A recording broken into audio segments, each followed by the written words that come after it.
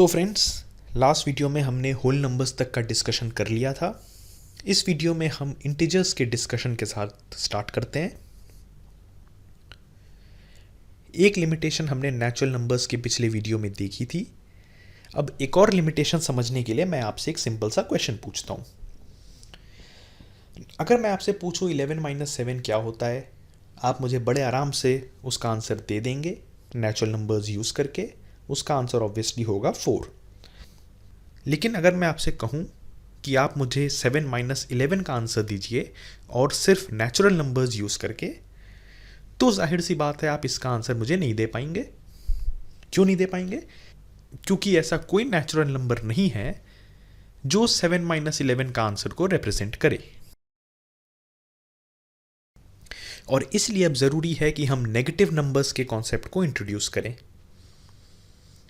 Negative numbers वो numbers होते हैं जो लेस देन ज़ीरो होते हैं। नंबर लाइन की बात करें तो वो ज़ीरो के लेफ्ट में लाए करते हैं। प्रैक्टिकली अगर हम समझने की कोशिश करें कि नेगेटिव नंबर्स का क्या मतलब होता है, तो नेगेटिव नंबर्स किसी भी चीज़ के ऑपोजिट को डिनोट करते हैं। जैसे फॉर एग्जांपल, सपोज आप अपने 4 और फ्रेंड्स के साथ मूवीज़ के लिए जा रहे हैं और आप सबके पास मिला के टोटल 400 रुपीज़ हैं। तो अगर आपसे कोई पूछे कि आपके पास कितने रुपए, आप कहेंगे 400 रुपीज़।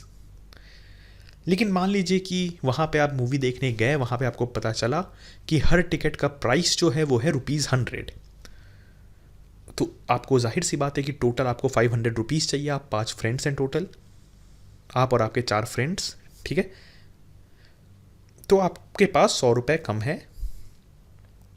सपोज करिए मैं आपको वहाँ पे मिल गया, आपने मुझसे 100 रुपये उधार लिए और आपने जाके टिकट खरीदा और आपने मुझे प्रॉमिस किया कि आप अगले दिन मुझे मेरे 100 रुपये लौटा देंगे। अब अगर आपसे कोई पूछे कि आपके पास कितने रुपए हैं, तो आपका आंसर होगा -100। और -100 क्यों? क्योंकि आपके पास अपने पैसे तो नहीं बचे हैं, साथ ही साथ आप 100 रुपये डेट में हैं, 100 रुपये उधार में हैं जो आपको मुझे रिटर्न करना है। तो अगर आपकी नेट वैल्यू पूछी जाए कि आपके पास कितने पैसे हैं, तो आपके पास -100 रुपीज़ होंगे, ठीक है। सो आई होप प्रैक्टिकली आपको थोड़ा मतलब समझ आ रहा होगा कि नेगेटिव नंबर्स का क्या मतलब होता है। अब हम इंटीजर्स को डिफाइन करते हैं। Integers basically set of numbers हैं नेचुरल नंबर्स के नेगेटिव्स के, साथ ही साथ नंबर ज़ीरो के, ठीक है। सो हम इंटीजर्स को ऐसे डिफाइन कर सकते हैं: -3, -2, -1, 0, 1, 2, 3। राइट साइड ये टिल इन्फिनिटी तक जाएगा, लेफ्ट साइड टिल -इन्फिनिटी तक जाएगा।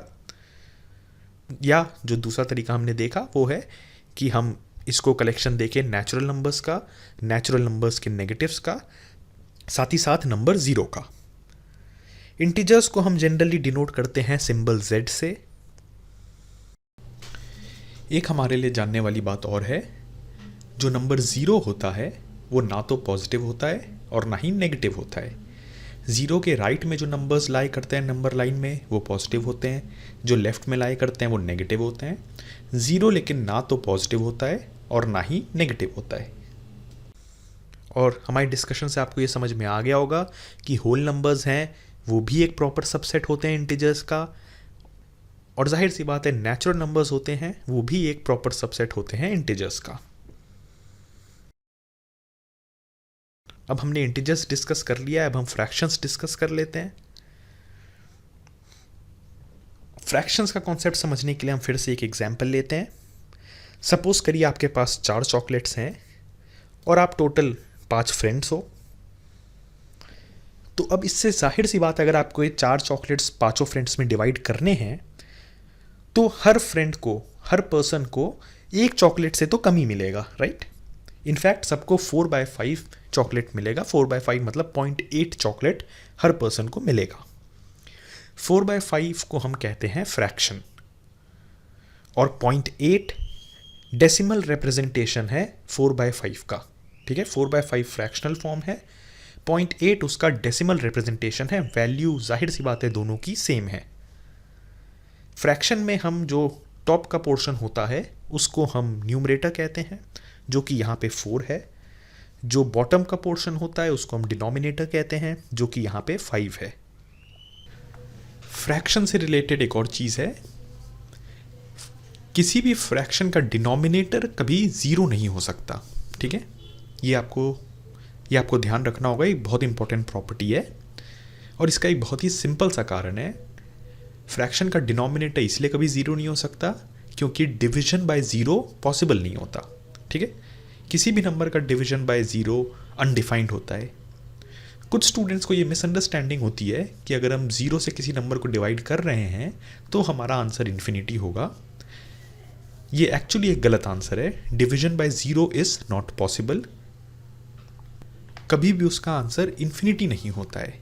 ये जब आप क्लास 11th में जाएंगे तो वहाँ पे आप लिमिट्स का एक कॉन्सेप्ट पढ़ेंगे, उसमें आपको समझ आएगा कि डिवीजन बाय ज़ीरो पॉसिबल क्यों नहीं होता है। अभी उसमें जाने की ज़रूरत नहीं है, अभी आप बस इतना समझ लीजिए कि डिवीजन बाय ज़ीरो पॉसिबल नहीं होता है, उसका आंसर इन्फिनिटी तो बिल्कुल नहीं होता, और इसी कारण किसी भी फ्रैक्शन का डिनोमिनेटर कभी ज़ीरो नहीं हो सकता। फ्रैक्शंस काफ़ी तरह के होते हैं, एक बार हम शॉर्ट में इनका डिस्कशन कर लेते हैं। हालांकि आपने प्रीवियस क्लासेस में पढ़ा होगा, लेकिन एक बार हम जल्दी से देख लेते हैं। प्रॉपर फ्रैक्शंस वो फ्रैक्शंस होते हैं जहाँ पे न्यूमरेटर हमेशा डिनोमिनेटर से छोटा होता है। जैसे 4/5 हमने देखा, वो एक प्रॉपर फ्रैक्शन है क्योंकि 4 जाहिर सी बात है 5 से छोटा होता है। डेसिमल फॉर्म में अगर हम प्रॉपर फ्रैक्शन को रिप्रेजेंट करेंगे तो उनकी वैल्यू हमेशा 1 से छोटी होगी। इम्प्रॉपर फ्रैक्शंस की अगर हम बात करें तो ऐसे फ्रैक्शंस होते हैं जिनका न्यूमरेटर डिनोमिनेटर से बड़ा होता है। जैसे फॉर एग्जांपल 5/4, 5 4 से बड़ा है तो ये एक इम्प्रॉपर फ्रैक्शन है। डेसिमल फॉर्म में अगर हम इम्प्रॉपर फ्रैक्शन को लिखेंगे तो उसकी वैल्यू हमेशा 1 से बड़ी होगी। अब हम तीसरे तरह के फ्रैक्शंस में आते हैं जो कि है मिक्स्ड फ्रैक्शंस। मिक्स्ड फ्रैक्शन हमेशा दो पार्ट्स में होते हैं। एक पार्ट जो उनका होता है वो होता है होल नंबर, और दूसरा पार्ट जो होता है वो हमेशा होता है प्रॉपर फ्रैक्शन। जैसे फॉर एग्जांपल 2/3 एक मिक्स्ड फ्रैक्शन है जहां पे उसका होल पार्ट है 2 और प्रॉपर फ्रैक्शन पार्ट है 2/3। बेसिकली मिक्स्ड फ्रैक्शन कुछ नहीं है, वो इम्प्रॉपर फ्रैक्शन को रिप्रेजेंट करने का एक दूसरा तरीका है। तो हम मिक्स फ्रैक्शन को हमेशा इम्प्रॉपर फ्रैक्शन में कन्वर्ट कर सकते हैं और इम्प्रॉपर फ्रैक्शन को हमेशा हम मिक्स्ड फ्रैक्शन में कन्वर्ट कर सकते हैं। वो प्रोसेस क्या है वो भी हम जल्दी से देख लेते हैं। 2/3 का मतलब होता है 2 + 2/3। 2 + 2/3 आपको एडिशन ये आती होगी, इट इज इक्वल टू 8/3। या इसको आप देखें तो तरीका एक और होता है करने का कि मिक्स्ड फ्रैक्शन को इम्प्रॉपर फ्रैक्शन में कन्वर्ट करना है तो जो होल पार्ट है उसको आप डिनोमिनेटर से मल्टीप्लाई करें, उसमें न्यूमरेटर को ऐड करें, ये टोटल पार्ट आपका नया न्यूमरेटर हो गया, डिनोमिनेटर आपका वही पुराना रहेगा। तो होल पार्ट है 2, डिनोमिनेटर है 3, दोनों को मल्टीप्लाई करिए, 2 × 3 = 6, उसमें पुराने न्यूमरेटर को ऐड करिए, 6 + 2 = 8, 8 आपका नया न्यूमरेटर है, डिनोमिनेटर वही पुराना 3 रहेगा। तो 2/3 = 8/3, 2/3 इसका मिक्स्ड फॉर्म है, 8/3 इसका इम्प्रॉपर फ्रैक्शन फॉर्म है। हम इम्प्रॉपर फ्रैक्शन को भी मिक्स्ड फ्रैक्शन में कन्वर्ट कर सकते हैं, वो भी प्रोसेस हम देख लेते हैं कैसे करेंगे। ये भी बहुत आसान है, हमें कुछ नहीं करना है, हमें न्यूमरेटर को डिनोमिनेटर से डिवाइड करना है। जो भी कोशंट आएगा वो मिक्स्ड फ्रैक्शन का होल पार्ट हो जाएगा, जो रिमाइंडर आएगा वो नया न्यूमरेटर होगा, डिनोमिनेटर वही पुराना रहेगा। जैसे 7/4 को हमें कन्वर्ट करना है मिक्स्ड फॉर्म में, 7 को 4 से डिवाइड करें, कोशेंट है 1 तो होल पार्ट हो गया 1, रिमाइंडर है 3 तो जो नया न्यूमरेटर होगा वो होगा 3, डिनोमिनेटर वही 4 रहेगा, तो आंसर हो गया 1 3/4। अब हम अगले तरह के फ्रैक्शन में आते हैं जो हैं इक्विवेलेंट फ्रैक्शंस। इक्विवेलेंट फ्रैक्शंस वो होते हैं जो दिखते भले ही डिफरेंट हो लेकिन उनकी जो वैल्यू है वो सेम होती है। जैसे 1/2 और 2/4, ये दोनों देखने में भले ही अलग लग रहे हों लेकिन दोनों की वैल्यू सेम है, इसलिए ये इक्विवेलेंट फ्रैक्शंस हैं। दोनों की वैल्यू 0.5 है डेसिमल फॉर्म में। ठीक है, अगर मान लीजिए हमें दो फ्रैक्शंस दिए हैं और हमें पता करना है कि वो इक्विवेलेंट फ्रैक्शंस हैं कि नहीं, मतलब उनकी वैल्यूज सेम है कि नहीं। तो इसका एक बहुत ही सिंपल तरीका है, दोनों फ्रैक्शंस को हम लोवेस्ट फॉर्म में रिड्यूस करेंगे। लोवेस्ट फॉर्म में रिड्यूस करने का मतलब है कि हम न्यूमरेटर और डिनोमिनेटर के सारे कॉमन फैक्टर्स को हटा देंगे। उसके बाद जो हमारा फ्रैक्शन बचेगा, अगर वो फ्रैक्शंस इक्वल हैं तो दोनों फ्रैक्शंस इक्विवेलेंट फ्रैक्शंस हैं, अदरवाइज नहीं है। ठीक है, एक एग्जाम्पल जल्दी से देख लेते हैं। क्वेश्चन है, check whether 99/126 is equal to 462/588 और नॉट। अब पहले हम 99/126 को लोएस्ट फॉर्म में रिप्रेजेंट करेंगे। 99 और 126 दोनों 9 से डिवाइड होता है। कैसे पता? वेल 9 + 9 18 होता है, जो कि 9 से डिवाइड होता है। 1 + 2 + 6 इज इक्वल टू 9, जो कि ऑब्वियसली 9 से डिवाइड होता है। तो 99 और 126 दोनों 9 से डिवाइड होता है। 9 से डिवाइड करते हैं, हमारे पास आ गया 11/14। सो 99/126 इज इक्वल टू 11/14। अभी अपने लोएस्ट फॉर्म में है क्योंकि इनके बीच अब कोई कॉमन फैक्टर नहीं बचा। अब यही चीज़ हम 462/588 के साथ करते हैं। 462 और 588 दोनों इवन नंबर है, सो 2 से डिवाइड होंगे। इनका जो डिजिट सम है वो 3 से डिवाइड होता है, मतलब ये दोनों 3 से भी डिवाइड होंगे। 2 और 3 से डिवाइड हो रहे हैं, मतलब ये दोनों 6 से भी डिवाइड होंगे। तो हम एक बार पहले 6 से डिवाइड करते हैं दोनों को। 462 को 6 से डिवाइड करें आ जाएगा 77। 588 को 6 से डिवाइड करें आ जाएगा 98। अब 77 हमें डायरेक्टली दिख रहा है 7 से डिवाइड होता है। 98 को अगर आप चेक करें कि 7 से डिवाइड होता है कि नहीं, तो आप देखेंगे कि 98 भी 7 से डिवाइड होता है। 77 को 7 से डिवाइड करा बचा 11, 98 को 7 से डिवाइड करा आया 14। सो 77/98 इज इक्वल टू 11/14। अब दोनों फ्रैक्शंस की वैल्यू आ गई 11/14। सो हम कह सकते हैं कि 99/126 एंड 462/588 दोनों इक्विवेलेंट फ्रैक्शंस हैं। ठीक है, दो और तरह के फ्रैक्शंस बचे हैं, उनको भी हम जल्दी से कर लेते हैं। एक है लाइक फ्रैक्शंस, जो कि बहुत आसान है। कोई भी दो या दो से ज़्यादा फ्रैक्शंस जिनका डिनोमिनेटर सेम होता है, उन्हें हम लाइक फ्रैक्शंस कहते हैं। फॉर एग्जाम्पल 5/23, 7/23, 10/23, 11/23, 14/23, ये सारे लाइक फ्रैक्शंस हैं। किसी भी दो फ्रैक्शंस को हम लाइक फ्रैक्शंस में कन्वर्ट कर सकते हैं, हम उनका डिनोमिनेटर इक्वल कर सकते हैं। बहुत सिंपल तरीका है, हम उनका एलसीएम निकालें डिनोमिनेटर का और अकॉर्डिंगली न्यूमरेटर को भी एडजस्ट कर लें, तो कोई भी दो या दो से ज़्यादा फ्रैक्शंस लाइक फ्रैक्शंस में कन्वर्ट किए जा सकते हैं। अनलाइक फ्रैक्शंस वो फ्रैक्शंस होते हैं जिनका डिनोमिनेटर डिफरेंट होता है। बहुत सिंपल है। एग्जाम्पल के तौर पे 5/23 और 14/19 दोनों अनलाइक फ्रैक्शंस हैं। अब जैसे हमने नेचुरल नंबर्स के नेगेटिव्स को पढ़ा था, उसी तरीके से फ्रैक्शंस का भी नेगेटिव हो सकता है। साथ ही साथ फ्रैक्शंस और इंटीजर्स हमेशा एक डिसजॉइंट सेट बनाते हैं, मतलब उन दोनों के बीच कोई कॉमन एलिमेंट नहीं होता है। अभी तक जो हमने पढ़ा है उससे ऑब्वियसली आप ये समझ गए होंगे, कोई नंबर अगर फ्रैक्शन है तो वो इंटीजर नहीं हो सकता, कोई नंबर अगर इंटीजर है तो जाहिर सी बात है वो फ्रैक्शन नहीं हो सकता। अब हम आगे बढ़ते हैं और एक बहुत ही इंपॉर्टेंट कैटेगरी ऑफ नंबर्स को डिस्कस करेंगे, जो कि है rational numbers. A number r is called a rational number if it can be written in the form of p by q, where p and q are integers and q is not equal to 0। मतलब कोई भी number r को हम rational number कह सकते हैं अगर हम उसको p by q के फॉर्म में लिख सकें, जहाँ पे p और q इंटीजर्स हैं और q 0 नहीं है।